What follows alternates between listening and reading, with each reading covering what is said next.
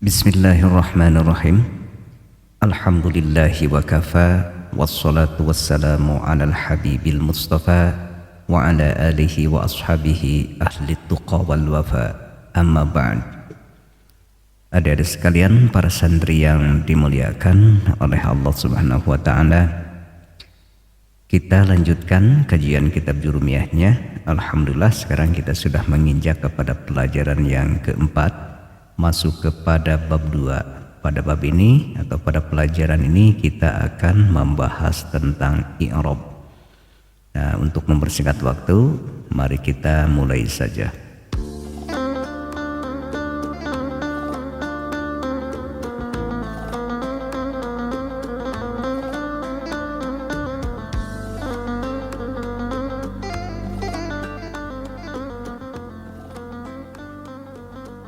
Sebagaimana biasa, sebelum Akang jelaskan, kita kasih logat dulu pakai bahasa Sunda. Bismillahirrahmanirrahim. Babul i'rabi. Ari ieu eta bab seja netelakeun i'rab. Al i'rabu ari i'rab. Huwa itu i'rab taghyiru awakhiril kalimi, eta parobahan pirang-pirang ujung pirang-pirang kalimah ikhtilafil awamili, karena beda-bedana pirang-pirang amil ad-dakhilati anu asup alaiha kana itu kalim, lafdzon dina lapadna au taqdiron atawa dina kira-kirana. Nah, jadi i'rab itu adalah perubahan pada ujung kata. Nah, kenapa yang dibahas hanya perubahan ujung kata? Bagaimana dengan awal dan tengahnya?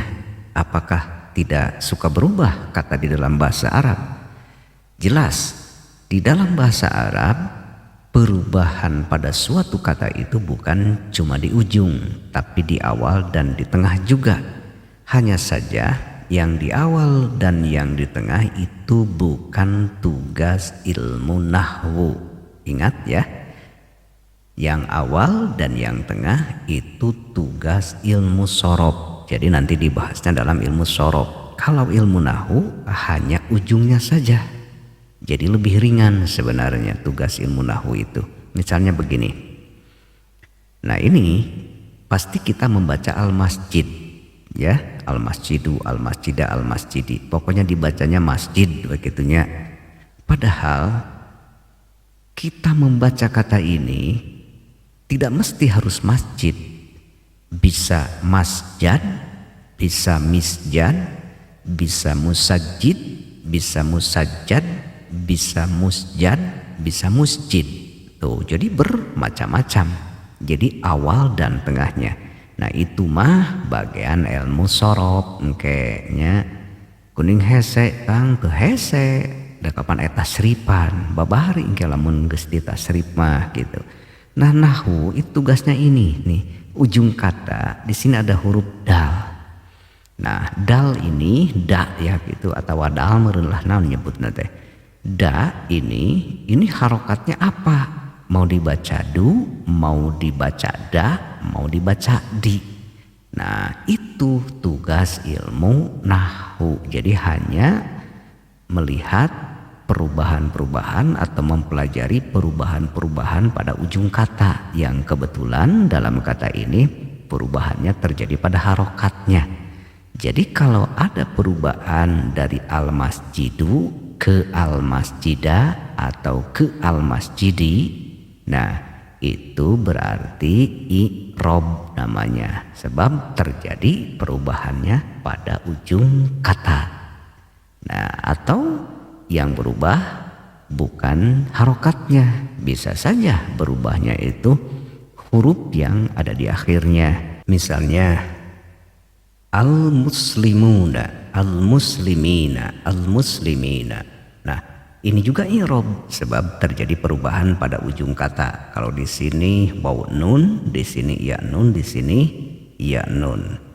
Nah, inilah yang dinamakan dengan i'rab ya, yaitu perubahan pada ujung kata. Nah, lalu sejauh mana pentingnya kita mengetahui i'rab? Jelas I'rab itu sangat penting karena i'rab itu menentukan sebuah jabatan kata yang juga menentukan sebuah makna. Misalnya di dalam Al-Quran surat Fatir ayat 28 Allah berfirman, A'udzubillahi minasyaitonirrajim, innama yakhsyallaha min ibadihil ulama'u. Nah, di sini ada kata Allah dan kata ulama. Sengaja Akang kasih warna kuning. Lafaz Allah di sini dikasih harokat fathah, berarti sedang i'rab nasab, dan al-ulama'u dikasih harokat domah yang berarti sedang i'rab rofa. Nah, kalau redaksinya seperti ini, maka akan menimbulkan sebuah arti seperti ini. Di antara hamba-hamba Allah hanya ulama lah yang takut kepadanya. Siapa yang takut? Ulama. Siapa yang ditakuti? Allah. Tapi seandainya, ini seandainya ya, bukan Quran. Seandainya lapad Allah dan lapad al-ulama ini kita balikan i'rabnya jadi sebaliknya. Seperti ini misalnya, lapad Allah di sini jadi dhamma, al-ulama'a di sini jadi fathah, maka artinya akan sebaliknya. Maka arti yang didapat akan seperti ini. Di antara hamba-hamba Allah hanya ulama lah yang dia takuti.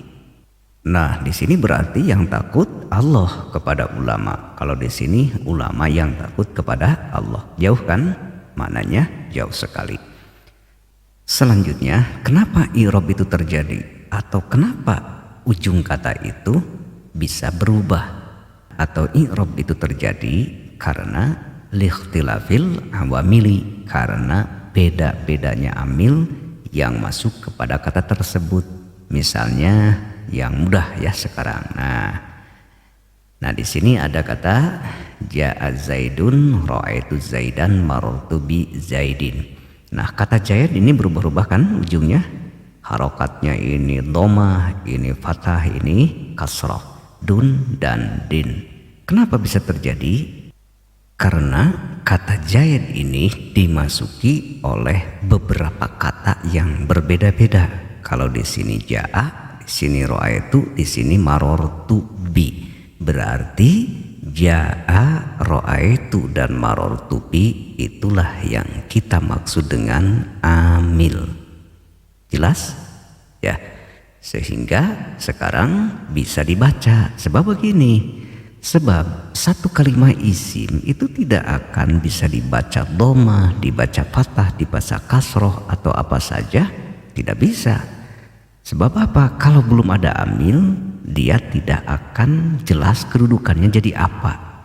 Nah, setelah ada amil baru bisa dibaca. Jadi amil itu apa? Jadi amil itu adalah satu kata. Kalau di sini kebetulan kata ya, sebab amil itu ada amil lafzi, amil ma'nawi.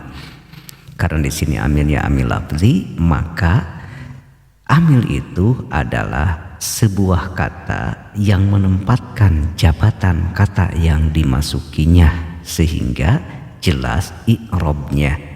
Nah, begitu. Sedangkan lapad Zaid yang dimasuki amil secara umum kita sebut dengan ma'mul. Nah, jadi bedanya apa? Amil mah anu ngarobah i'rab si ma'mul, ma'mul mah anu dirobah i'rabna ku si amil gitu. Nah, ini perubahanana mana? Ieu teh i'rab teh mana? Dun dan din i'rab teh atawa yang mana gitu i'rab.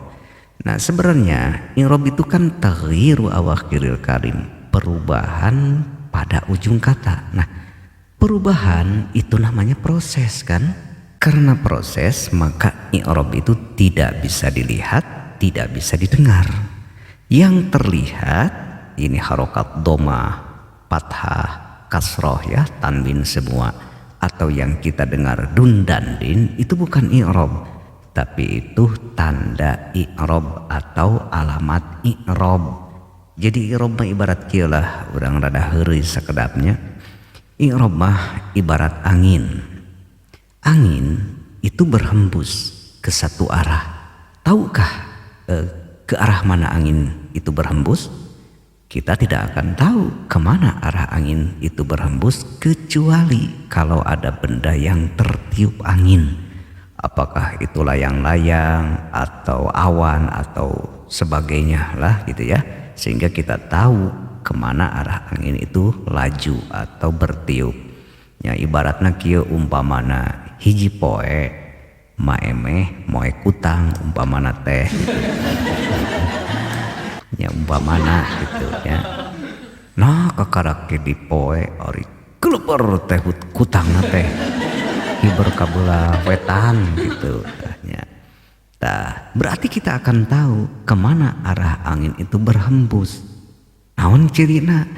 Cirina kutang maemeh hiber kawetan. Nya. Oh, urang jadi apa? Eta kutang eta angin kabelah wetan sabab kutang maemeh hiberna kabelah wetan. Nah, seperti gitulah i'rab teh. Jadi i'rab moal diketahui, apa moal bisa dilihat, moal bisa didengar. Yang kita lihat, yang kita dengar ini tanwin domah, tanwin fathah, tanwin kasroh itu alamat i'rab. Nah selanjutnya i'rab itu ada i'rab lafdzon, ada juga i'rab takdiron. Nah kalau ini i'rab lafdzon. Kalau i'rab takdiron bagaimana? Nah kita lanjutkan.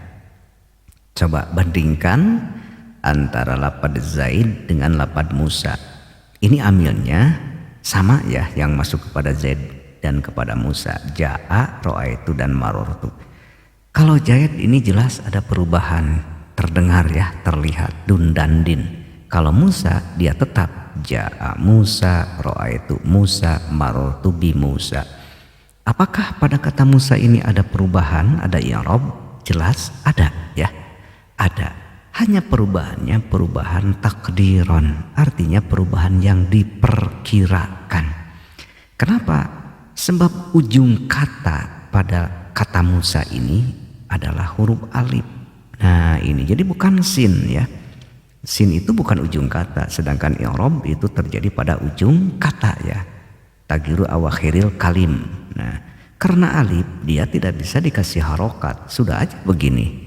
Musa, Musa, Musa. Jadi bukan berarti Musa itu tidak memiliki i'rab, sebab dia kemasukan amil yang berbeda-beda seperti halnya Zaid. Hanya saja kalau Musa i'rabnya i'rab takdiron, kalau Zaid i'rabnya i'rab lafdzon. Jadi bagaimana untuk membedakannya? Jadi begini, Musa itu apa? Musa adalah kalimah mu'tal akhir, yaitu kalimah yang ujungnya salah satu dari haraf ilat yang 3. Jadi haraf ilat itu waw, alif atau iya. Kebetulan Musa ini alif ya, tapi alifnya alif rengkol gitu. Nah jadi ini kalimah apa kalau Musa? Kalau Musa ini kalimah mu'tal akhir. Sedangkan Zaid dia adalah kalimah sohih akhir, yaitu kalimah yang ujungnya bukan dari harap ilat waw, alif atau iya.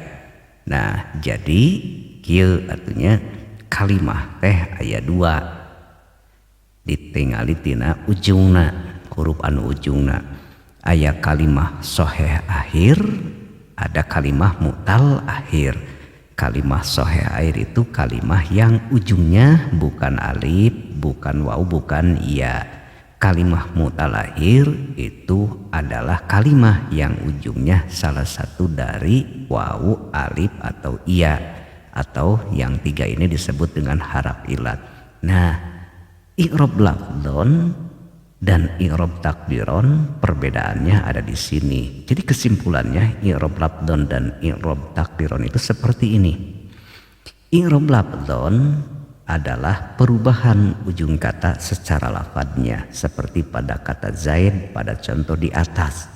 I'rab lafdzon terjadi pada kalimah yang sahih akhir ya, seperti Zaidnya. Sedangkan i'rab takdiron adalah perubahan ujung kata dalam perkiraannya saja ya, seperti pada kata Musa pada contoh di atas. Nah i'rab takdiron ini adanya pada sebahagian kalimah yang mu'tal akhir.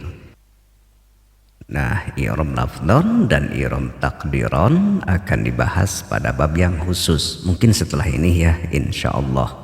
Sedikit lagi kita lanjutkan. Wa aqsamuhu jeung ari pirang-pirang bagian i'rab arba'atun eta aya opat. Robun tegesna rofa, wa nasbun jeung tegesna nasob, wa khafdun jeung tegesna khafad, wa jazmun jeung tegesna jazm. Jadi i'rab itu ada 4, ada i'rab rofa, ada i'rab nasab, khafad dan jazm. Seperti ini, rofa, nasab, khafad dan jazm. Nah, yang 4 ini kemudian pembagiannya bagaimana untuk isim dan untuk fi'il.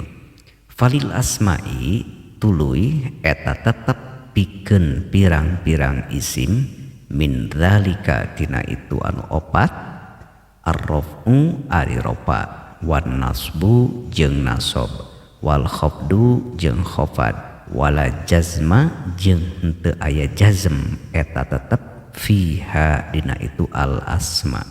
Nah, kalau kalimat isim i'rabnya 3 dari yang 4, yaitu isim, rofa, nasab dan khafad. Kalau isim tidak pernah jazm. Nah, lalu bagaimana dengan fi'il? Walil af'ali jeung eta tetep pikeun pirang-pirang fi'il min dzalika tina itu anu opat, ar-raf'u ari rofa, wan nasbu jeung nasab, wal jazmu jeung jazm, wala khafdha jeung teu aya khafad eta tetep fiha dina itu al af'al. Jadi ari fi'il mah rofa, nasab, jazm, teu pernah fi'il mah ngabogaan i'rab khafad. Nah, jadi seperti ini ya, tidak khafad. Tuh, lihat saja contoh ini. Nah, bagaimana dengan harap? Kalau harap di sini kan tidak ditulis, berarti kalau harap tidak memiliki i'rab ya, karena harap itu tidak pernah dimasuki oleh amil ya, jadi harap mah tidak pernah jadi ma'mul. Nah, lihat ya, jelas seperti ini, jelas. Nah, jadi i'rab itu ada 4, yang 4 ini dibagi 2, masing-masing 3. Jadi sekarang 4 dibagi 2 itu berapa? 3 ya. Yang 3 opat dibagi 2 buktina iya sok opat keur isim 3 pan i'rab teh opat dibagi 2 keur isim 3 keur fi'il 3 heup gitu ya. Sekarang kita tinggal menyimpulkan. Jadi kesimpulannya seperti ini. I'rab adalah perubahan pada ujung kata atau ujung kalimat. I'rab terjadi karena perbedaan amil yang masuk kepada kata tersebut. Jenis i'rab ada 2, yaitu i'rab lafdhon dan i'rab takdiron. I'rab lafdhon adalah perubahan ujung kata pada lafadznya, adanya pada kalimah yang sahih akhir, yaitu kalimah yang huruf ujungnya bukan wawu, bukan alif atau bukan ya. Dan kemudian i'rab takdiron adalah perubahan pada ujung kata tapi bukan pada lafadznya, melainkan pada perkiraannya. I'rab takdiron adanya pada sebahagian kalimat yang mu'tal akhir, ya, yaitu kalimat yang huruf ujungnya berupa wawu, alif atau ya. Nah, jumlah i'rab ada 4, rofa, nasab, khafad dan jazm. I'rab kalimat isim adalah rofa, nasab dan khafad. Isim tidak pernah jazm. I'rab kalimat fi'il adalah rofa, nasab, jazm, berarti fi'il tidak pernah khafad. Harap tidak memiliki i'rab karena harap itu tidak pernah dimasuki oleh amil. Nah, begitu ya. Ya, sebentarnya sekarang ya, barangkali itu saja yang bisa Kang sampaikan. Mudah-mudahan ada manfaatnya. Mohon maaf apabila terdapat kekeliruan. Akhirul kalam, wassalamualaikum warahmatullahi wabarakatuh.